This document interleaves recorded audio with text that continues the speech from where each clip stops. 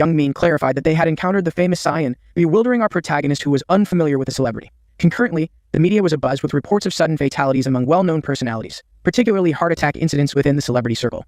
Erin, seated in her penthouse living room, perused the news with a heavy heart, pondering the world's unchanging pace amidst recent turmoil.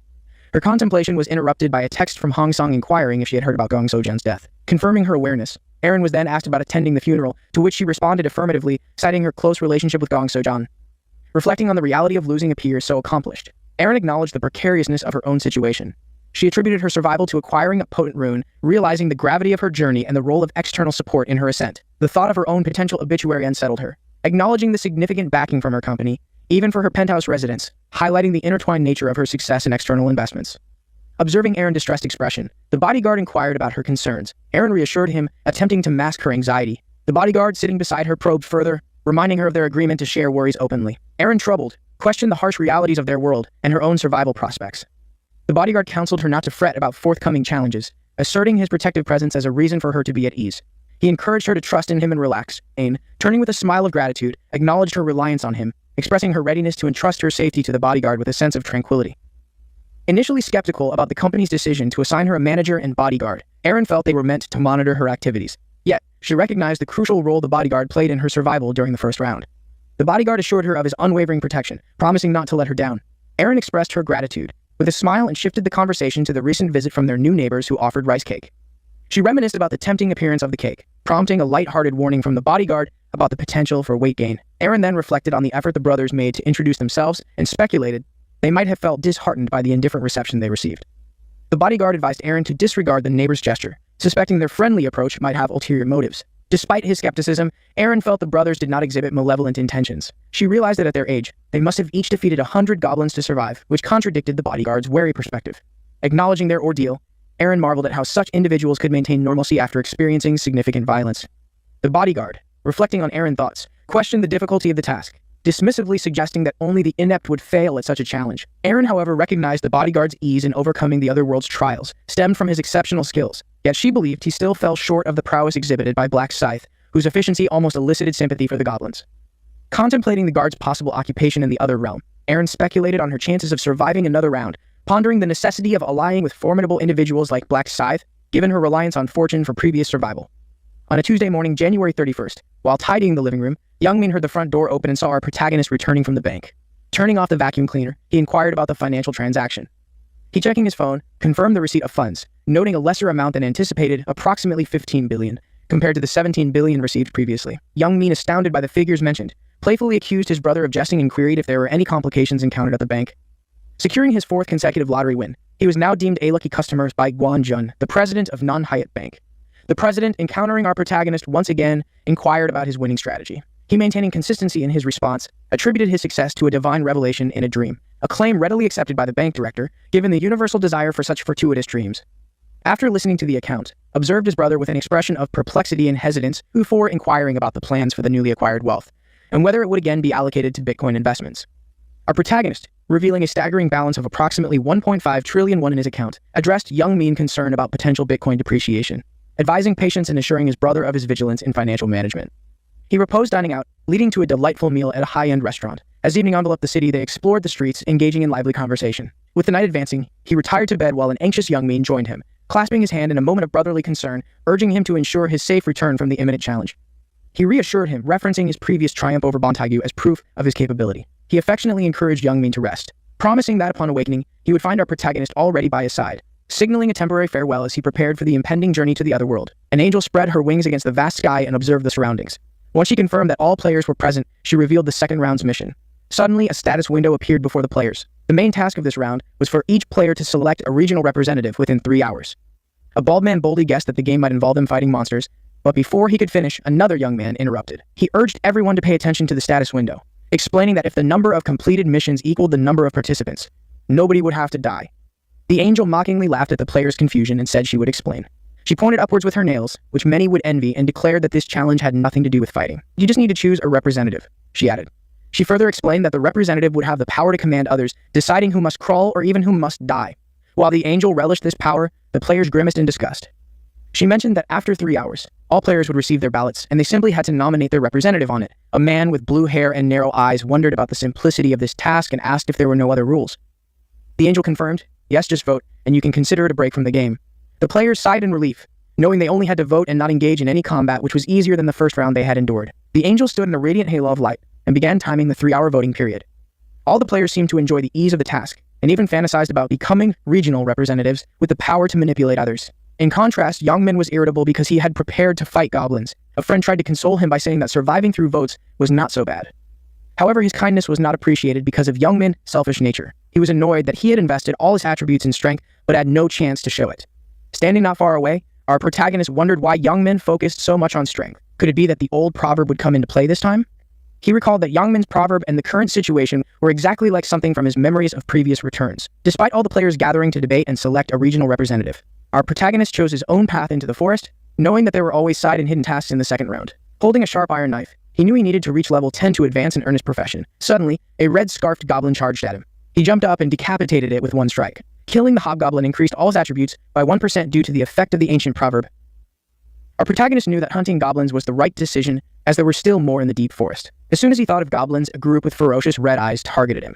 Our protagonist smiled slightly and calmly faced the horde. After 7,749 strikes, he had killed 50 out of 100 goblins, and all his attributes had increased by 50%. Only 30 minutes had passed, and he checked his status window, which immediately appeared, showing he had leveled up to 9. Our protagonist chose agility, because although increasing strength like Youngmin could be effective, putting all attributes into it made survival difficult. His agility increased, and he thought that no matter how strong one is, if one can't dodge a critical hit, it's all over.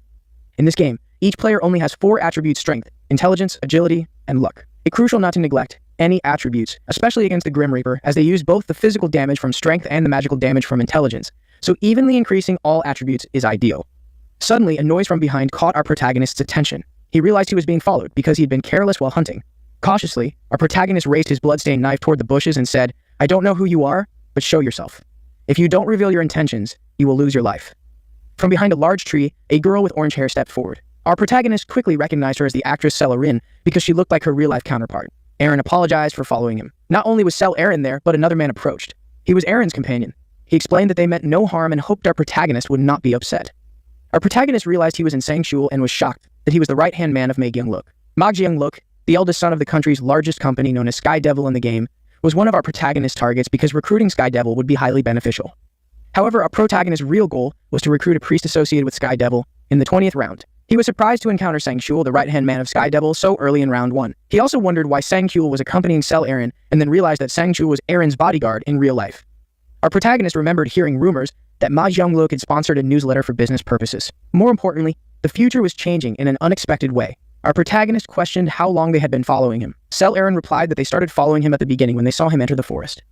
Our protagonist asked them why they were following him, and Arun apologized again, explaining that they had no ill intentions but had a proposal for our protagonist. Siren's hopeful eyes looked at our protagonist as she mentioned that he had ranked first in round 1, so they wanted to collaborate with him.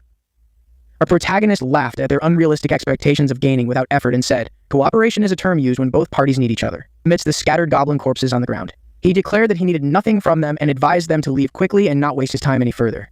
Our protagonist rejected their offer and turned to leave. Watching his departing figure, Sangshul felt annoyed and angry at his arrogance. Meanwhile, Sel Erin, unable to persuade our protagonist, sighed wearily and slumped to the ground. Erin commented, "It's no wonder he's at the top. The pressure from him is intense." Sangshul remarked that if our protagonist stared and pointed a sword at her, feeling pressure was normal. Regretfully, Sel Erin mentioned she had hoped to form a team with the top player, but things had not gone as planned. Sangshul had anticipated this outcome, believing that someone as proud as our protagonist wouldn't need allies. He suggested that they should not waste time on such matters. Surprised by the type of monsters in the forest, Erin declared it was time they started hunting them as well. Sel Erin and Sangshul set out to hunt goblins. In a dense thicket, something dangerous seemed to be lurking. A goblin wearing a fabric hat and wielding a sword was scouting around for prey. Suddenly, from above, our protagonist swooped down with blazing red eyes. Catching the goblin off guard, he thought, "Busy as I am, why bother with cooperation?" The goblin was quickly killed, its blue blood splattering everywhere. Our protagonist's priority was to level up alone to gain experience faster. He pulled his sword from the goblin, and his attributes increased by 60%, corresponding to the 60 goblins he had killed. Suddenly, numerous fierce wolves with glowing yellow eyes, baring their teeth, approached him, armed with dangerous weapons. Our protagonist simply said, "Oh," remaining remarkably calm. He smirked when he saw 5 gnolls, feeling lucky to encounter them, knowing their end was near with him around. The gnolls leaped towards him with fierce eyes and weapons poised to strike. Yet before they could even touch a hair on him, they were swiftly defeated by his slashes. The gnolls fell to the ground in succession, and the system announced that he had defeated them. He had taken down a total of 65, increasing all his attributes by 65%. Our protagonist leveled up, reaching level 10, and had met the requirements to advance. He met the requirements to use the store function and unlocked a hidden quest. The side quest required him to level up before the voting time, acquire an upgrade item, and receive a profession. If successful, he would receive a 50% discount on daily items. All players were initially confused upon seeing the side quest. They understood that obtaining a profession was beneficial, but no one knew how to get the upgrade item, as it was only available if they met specific conditions. Warriors needed to increase their strength attribute to at least level 10 and kill 30 monsters within that time to qualify for the upgrade item. Berserkers also had to hunt and spill blood during the specified time. Assassins needed to successfully assassinate multiple monsters. In short, everyone had to complete tasks related to their professions to level up. Initially, our protagonist continuously hunted monsters and hid in the forest, which is how he initially obtained the hunter profession. However, when he learned about the Grim Reaper profession, it became his goal. Our protagonist used an upgrade item, which was a glowing yellow flask. The system announced that once a profession was chosen, it could not be changed, so he had to choose carefully. The system asked if he wanted to upgrade to the Grim Reaper profession. When our protagonist chose yes, the flask in his hand instantly lit up, and a brilliant golden light enveloped his body. The system announced that he had successfully upgraded to the Grim Reaper profession. The upgrade reward for our protagonist was the Grim Reaper's proverb, which doubles the weapon's attack power during the day. At night, the attack speed increases by 50%, and the likelihood of being detected by enemies while resting at night decreases significantly. The death proverb is a red stone that emits a red glow around our protagonist and has automatically imprinted itself on his body. Additionally, our protagonist received another upgrade reward, the Grim Reaper's scythe. Now he possesses both the proverb and the weapon. Moreover, he received a 50% discount voucher for daily items for completing the side quest, which moved him from beginner to apprentice level. Truly, completing quests brings many benefits. The status window displayed his impressive stats, befitting our protagonist's formidable presence. Let me explain further. Players are divided into 6 ranks, including the highest Grandmaster at level 99, Master at level 60, Expert at level 40, Intermediate at level 20, Apprentice at level 10, which is our protagonist's current level, and Beginner at level 1.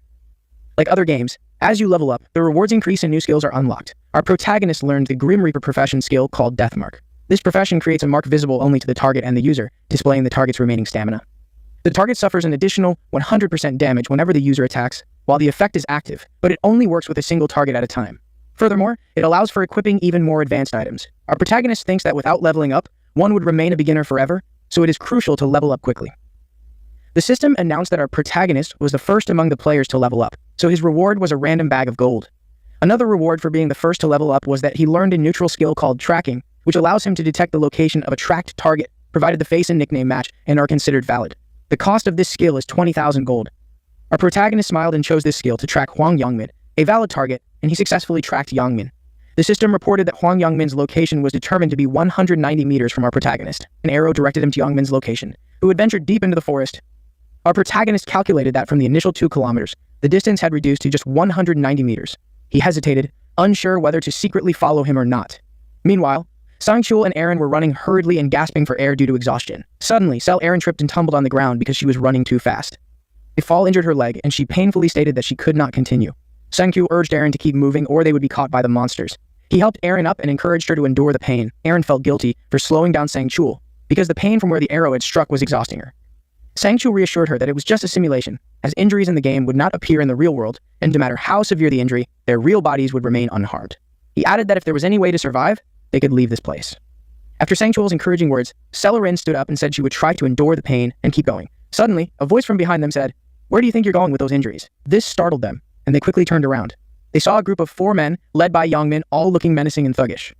Sangchul clenched his teeth and muttered under his breath. Despite his respectable appearance, Sangchul frowned fiercely and cursed under his breath at Aaron for moving too slowly and causing them trouble. With no other choice, as they were forced into a defensive position, Sangchul prepared to fight. Yongmin saw this and mockingly said, "Big brother wants to fight us, huh?"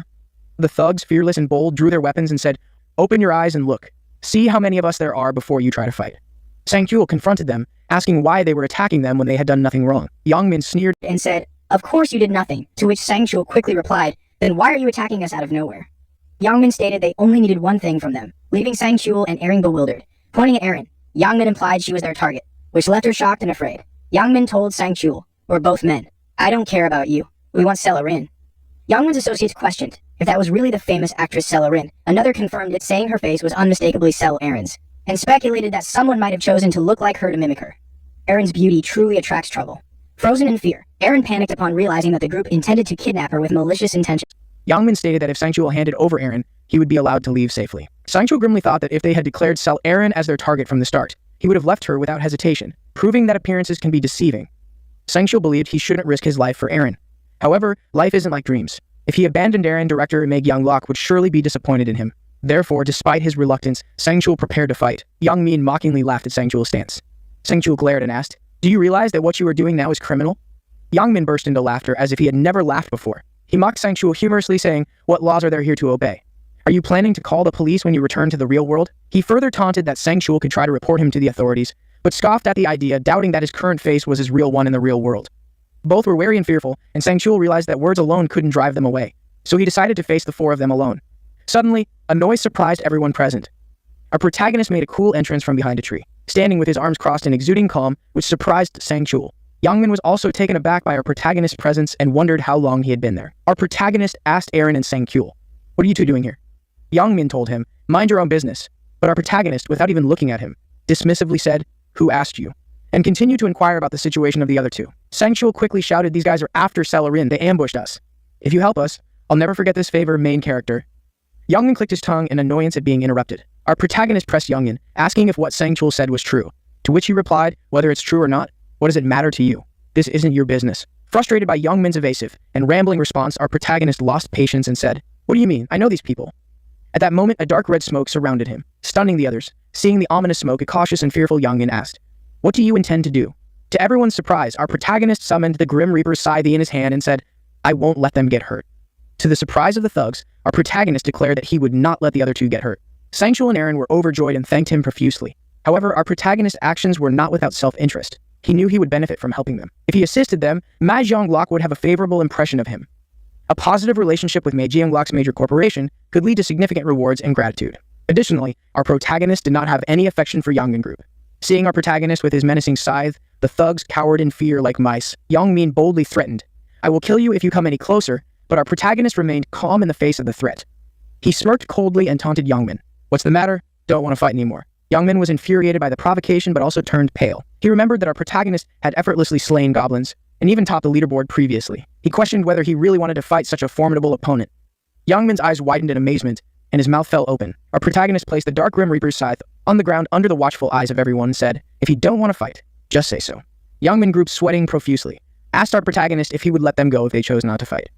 Our protagonist crossed his arms and calmly said with a smile, "I'll consider it if you kneel down and beg for your life." Youngmin assessed the situation and realized that our protagonist wanted him to humiliate himself. Fuming, Youngmin thought about begging in front of his friends and Aaron. He faked a smile, thinking he did not want to fight our protagonist as it would be like an egg fighting a rock, and he became annoyed by our protagonist's words and actions. But suddenly Youngmin remembered his own strength, so powerful he could punch through a wall with his bare hands. He fantasized that, with some luck, he could take down our protagonist with just one punch. Youngmin smirked slyly. Flexing his fists, he menacingly said, "You crossed the line, you scoundrel," as his friends looked on in astonishment. He then taunted our protagonist, "What do you want me to do? Kneel and beg? You want to die?" His plan was to approach our protagonist and punch him straight in the face. Youngmin imagined knocking out our protagonist with this punch. Raising his fist, he was confident that his wall-breaking punch would take him down. However, the reality was different from his delusions, as our protagonist calmly retracted his Grim Reaper's scythe, confusing Youngmin. Looking cool and composed, our protagonist said, "It would be unfair to fight you unarmed while I have a weapon, right? Winning too easily is just boring." This successfully infuriated Youngmin to the breaking point, his face turning red with bulging veins as he glared at our protagonist. Without further ado, our protagonist swiftly moved like a flash of lightning from his spot, stunning Youngmin with his speed as he charged at him. Youngmin, with a mocking laugh, threw a punch at our protagonist, aiming directly at his handsome face while cursing. However, he had overestimated himself, and our protagonist easily dodged his punch. Youngmin then received a full combo of punches to his stomach from our protagonist. Youngmin was sent flying several meters to the astonishment of the onlookers. Our protagonist, still composed and handsome, gently landed on the ground. In pain, Youngmin clutched his stomach and hurled insults, calling our protagonist derogatory names. Seeing him continue to spew insults, our protagonist said, "Stop swearing. It's polluting the air," and delivered a kick to Youngmin's chin. Youngmin was completely overpowered, looking defeated and pathetic. However, our protagonist had no intention of letting him off easily. He grabbed Youngmin by the collar and delivered a series of punches to his detestable face, leaving Youngmin unable to retaliate. It was indeed a meaningful gift of a different kind. Youngmin, in pain, thought the punches felt like being hammered in the face, unable to do anything but sit and take the blows.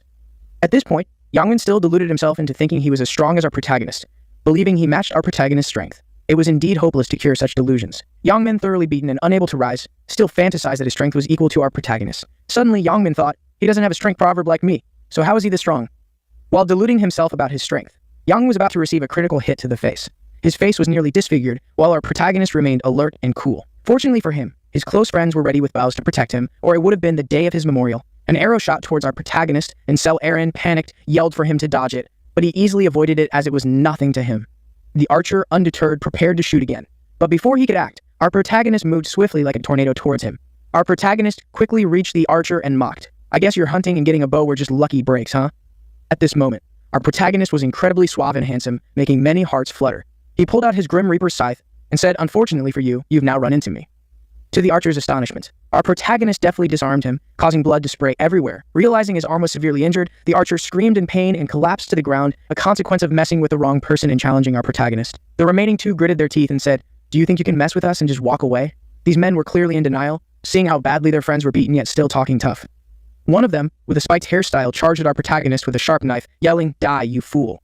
Our protagonist, still calm, smiled and said, "You think so?" Then, using the technique called death gaze, a black skull appeared above the spiked-haired man's head. Their protagonist swung his scythe and unleashed a terrifying red aura with a single slash. Needless to say, the outcome was clear for anyone foolish enough to stir up a hornet's nest. The terrifying force of the strike barely missed Youngmin's head. In a flash, his leg was severed and he screamed in agony, falling to the ground as the others watched in shock. The man with the split hair trembled with fear upon seeing the severed legs. The hero made sure he didn't miss out, swiftly moving towards him, because it would be unfair if he didn't share the fate of his three badly beaten friends. With a cold expression, the hero said, "You dare to attack me with a weapon. You must have some skills." Soon after, the man with the split hair also lost an arm. Above his head appeared a skull mark, and the hero thought to himself that this truly was a death mark, having a damage effect of double, meaning one strike could break through armor.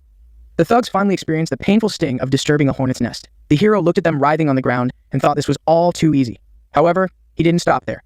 To teach them a lesson, he decided to instill more fear so they wouldn't dare approach him again. They had to remember their place and not overestimate their strength.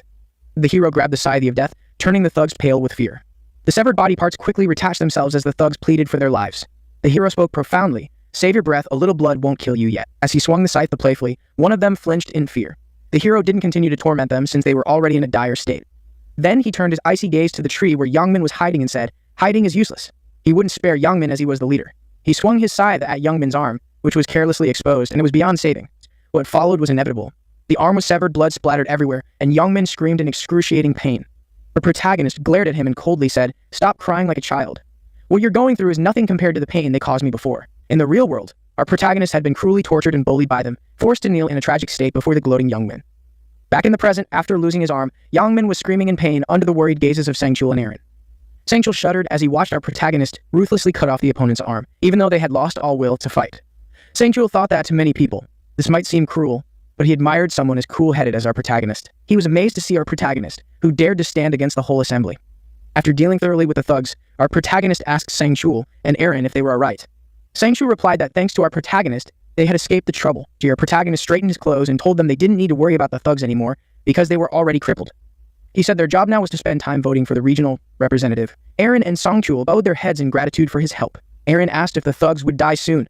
Our protagonist, not looking at her, calmly replied, "So what if they do? They are no better than beasts." He looked at Aaron and silently thought she was too soft. He believed Aaron was overly concerned about the lives of the thugs, acting as if she was a saint always forgiving everyone, probably because she needed to maintain her public image as a celebrity. Sangchul said he had a question if our protagonist didn't mind, and our protagonist responded, "What is it?" Sangchul asked why he had spared the lives of the thugs, saying that in this world, it wouldn't be a problem if he had killed them. Youngmin was lying in a heap, his skin crawling with goosebumps after hearing those words. He was visibly startled. Our protagonist smiled and responded, "The reason?" Well, and he also sized up Sangchul through his question, recognizing him as the right-hand man of Ma Gyeongluk. Our protagonist calmly stated, "Simply because killing them wouldn't benefit me," as he noticed the fearful and timid looks of the thugs. Sangchul continued to advise our protagonist that nonetheless, leaving them alive could still cause future trouble. Our protagonist looked at the pitiful group on the ground and countered, "Can they really cause trouble?" He smiled warmly and added, "Reducing the number of players isn't good as it would decrease the number of participants who succeed." Sangchul replied with an A, as if he understood the issue. Sangchul pondered our protagonist's analysis, agreeing that if the number of successful participants decreased, so would the number of available spots for advancing. Sangchul was also amazed by our protagonist's strategic thinking, recognizing how his understanding of the game differed significantly, leaving a strong impression on him.